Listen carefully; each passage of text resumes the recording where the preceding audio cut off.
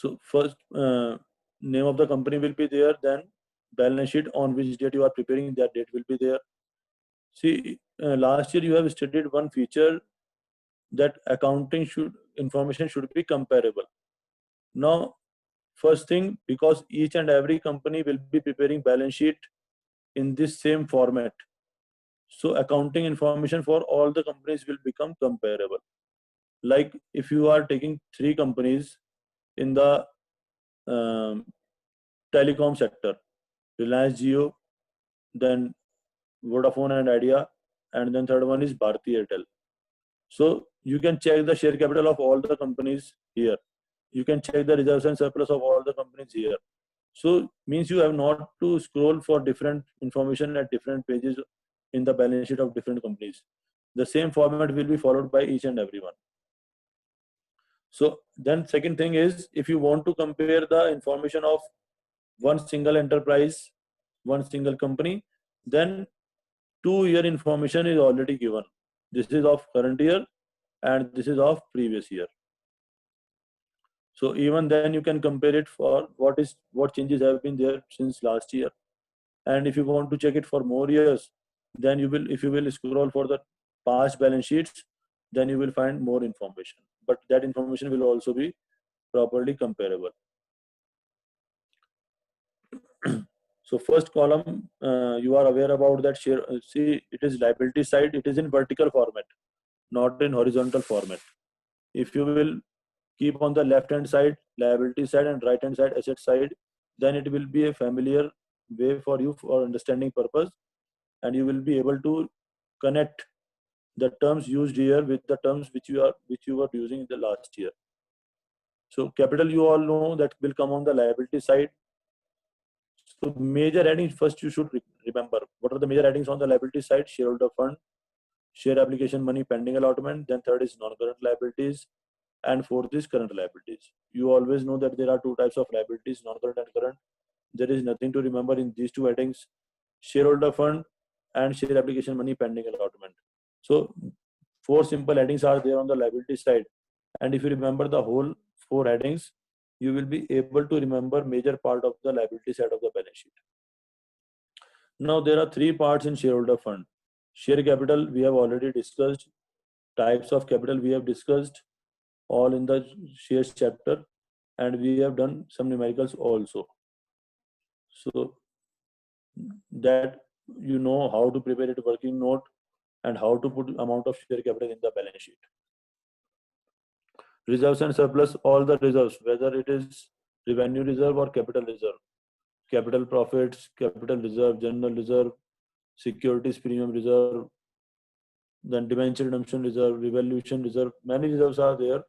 Whatever reserves are there, or sometimes uh, the word is written and surplus.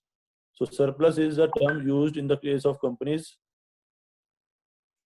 Yeah, one question will be there, one query is there, that what type of questions we will be getting. So you will be getting actually either question for preparation of balance sheet and presentation of share capital, like you were doing in the shares chapter, or sometimes you will be getting questions. Uh, different parts of these will be explained. No, not particular balance sheet questions you will not get, but like I will show you some new basic, some new balance sheet also, the detailed balance sheet that I have shared with you also. Just a minute.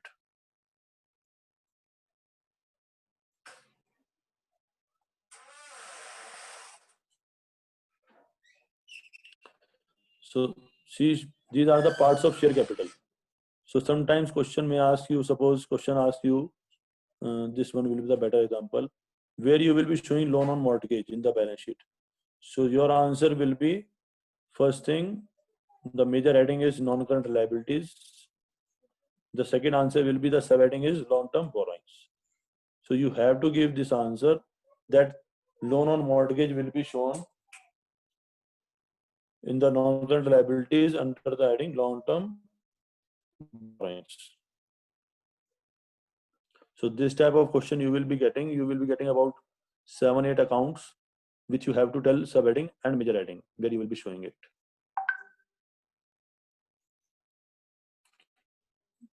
You have to learn these all things. You have to learn these all detailed balance sheet. You have to locate the right place, but until and unless you will learn them, you will not be able to answer the questions which have been asked first thing.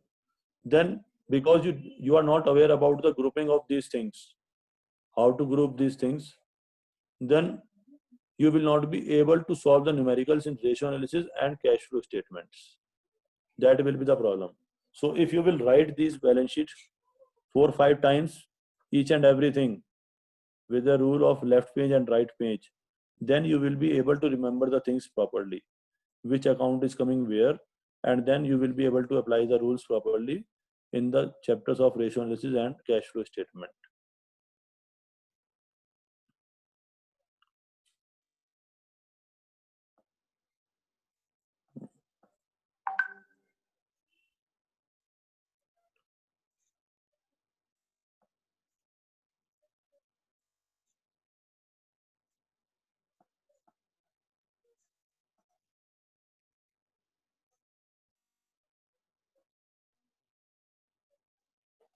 So share capital we have discussed, reserves and surplus we have discussed. You don't know, you don't.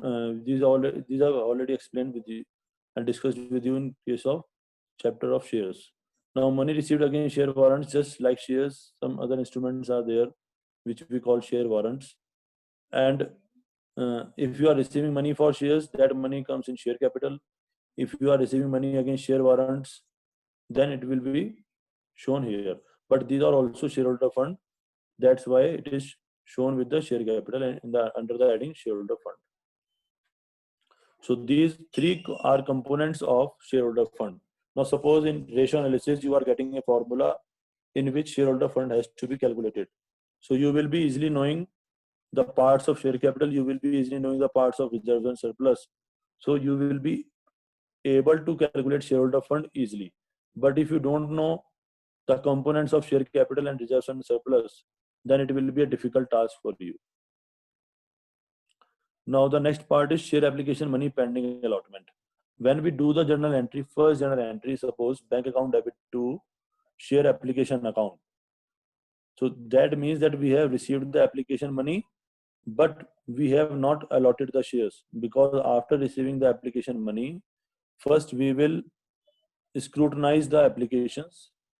We will reject some applications which are not complete, which are not giving complete information. Some information is missing, or some amount is missing, or some other lacking is there. Then we will decide about the process of allotment, that in what ratio and how we will be allotting the shares, and afterwards we will proceed towards allotment. Now during that time, suppose you have collected your application money during the month of March, around 20 or 25th March, and now on 31st March you are preparing the balance sheet. Until now your allotment process has not been completed, or it is in the process. So that's why you cannot say that money as share capital also, because till now you have not allotted the shares. You have not transferred that money to the share capital account. So second entry is pending. That's why this money has been given a proper place in the balance sheet now, and the heading is share application money pending allotment. I hope the meaning of share application money pending allotment is clear now, which type of money you will be showing here.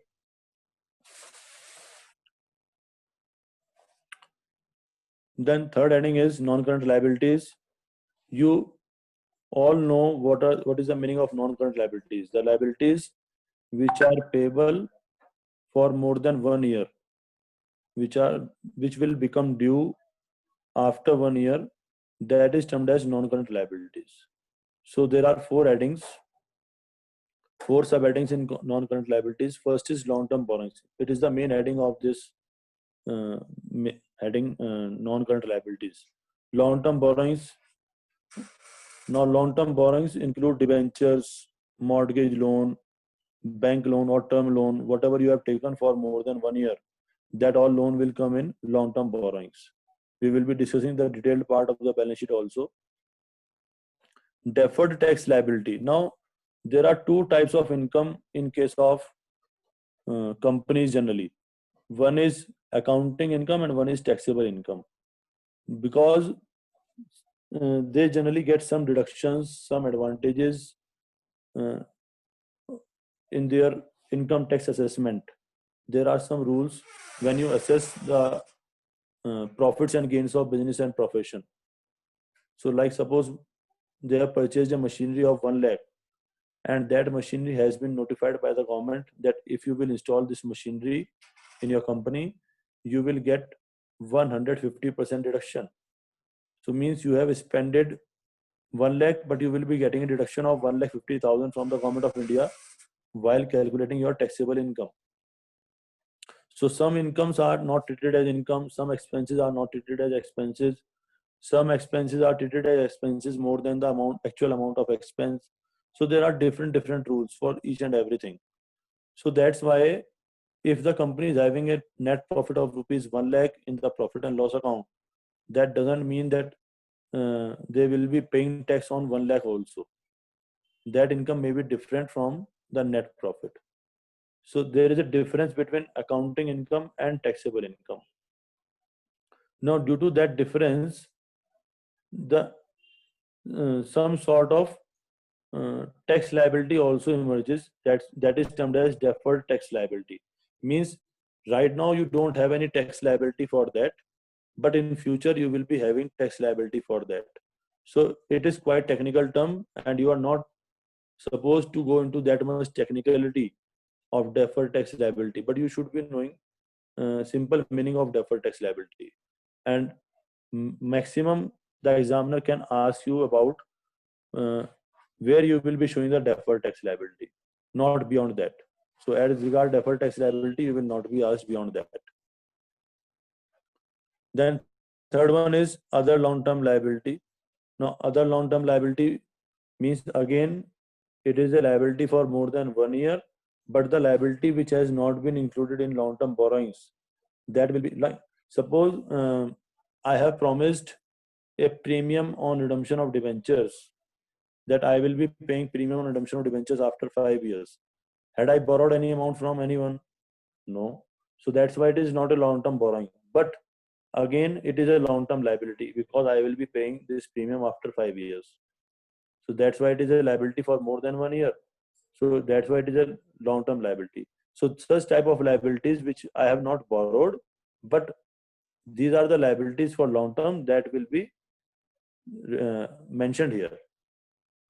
Long-term provisions. So if you are making any provision, like you are making provision for bad and doubtful debts in your business, so that is a short-term provision.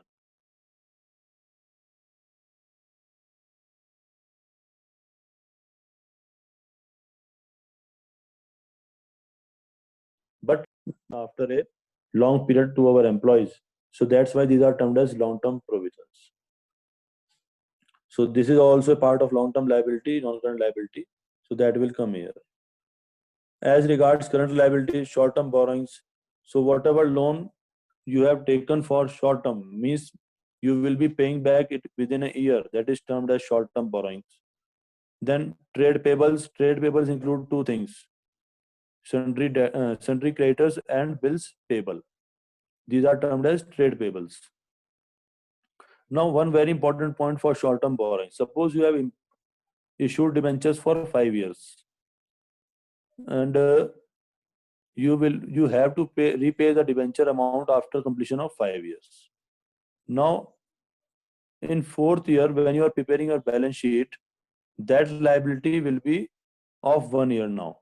So when you are preparing the balance sheet for fourth year, so because next year 5 years will be completed and you will be paying the amount, then it will come in the heading short-term borrowings and it will get shifted from the long-term borrowings to the heading of short-term borrowings. This you have to remember. Then other current liabilities, same is the concept with short-term borrowings and other current liabilities. There are some liabilities which I have not borrowed, but I have to pay back them in short term. That will be termed as other current liabilities. Like yesterday we were discussing accrued interest. interest accrued and due, interest accrued but not due. That interest will be payable within few months, next few months or next few days. That's why, because I have not borrowed that interest from anyone, but it is my short-term liability. That's why it will come in under the heading other current liabilities. Short-term provisions, again, provision for bad and doubtful debts, provision for discount on debtors. These are short-term provisions, and these will be covered in the under the heading current liabilities. So I have explained you almost all the liability side, equity and liability side. And because I have shared with you the detailed balance sheet also, you can go through each and every account. And if you feel doubt in any of the accounts, you can ask me. But until and unless you will learn this balance sheet part, you will not be able to answer even the questions of this chapter also. Rest you leave, but you will not be able to answer these questions also, very simple questions also.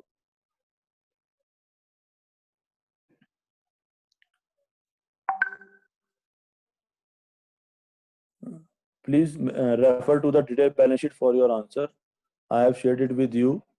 Whatever I have shared, not beyond that anything is there. I have mentioned each and every point in the detailed balance sheet. And I also informed you that if you are writing the sub points of these subheadings, then please leave 2-3 lines after each component. Means suppose there are 5 parts of this long-term borrowings, then please leave 2-3 lines also, so that while practicing you get some account, you can complete it in that way. You will be having a space for writing your informations. Okay. Thank you.